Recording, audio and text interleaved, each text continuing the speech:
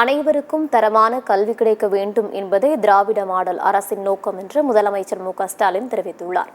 சென்னை நுங்கம்பாக்கத்தில் உள்ள லயோலா கல்லூரியின் நூற்றாண்டு துவக்க விழாவில் முதலமைச்சர் மு.க.ஸ்டாலின் கலந்து கொண்டு உரையாற்றினார்.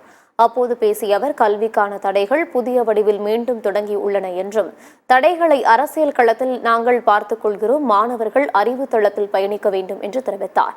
உயர்கல்வி மற்றும் ஆராய்ச்சி கல்வியின் பொற்காலமாக திராவிட மாடல் அரசு உள்ளது என்றும் முதலமைச்சர் மு.க.ஸ்டாலின் தெரிவித்தார்.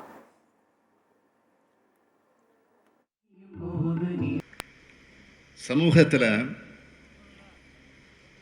பொருளாதாரத்தில் பின்தங்கிய மாணவர்களுக்கு கல்வி கண்ணை திறந்துவிட்ட கல்லூரி இந்த கல்லூரி. இந்திய நாட்டினுடைய முதல் 10 சிறந்த கல்லூரிகளை ஒன்றா இந்த லயோலா கல்லூரி இருக்கு. இது லயோலாவுக்கு மட்டும் பெருமை இல்லை, ஒட்டுமொத்த நம்முடைய தமிழ்நாட்டுக்கும் தான் பெருமை. இந்தியாவில் எந்த வகைப்பட்ட கல்வி நிறுவனத்தை எடுத்துக்கிட்டாலும் அது தலை சிறந்த கல்லூரிகள், பல்கலைக்கழகங்கள், கல்வி நிறுவனங்கள் அதிகம் இருக்க மாநிலமாக நம்முடைய தமிழ்நாடு தான் இருக்கு. இதுக்கு காரணம் கல்வி தான் ஒருத்தரோட எல்லா தடைகளையும் தகர்த்து தலைமுறை செய்யும்னு உணர்ந்து கல்வி புரட்சியை தொடங்கி வச்ச நீதி கட்சி.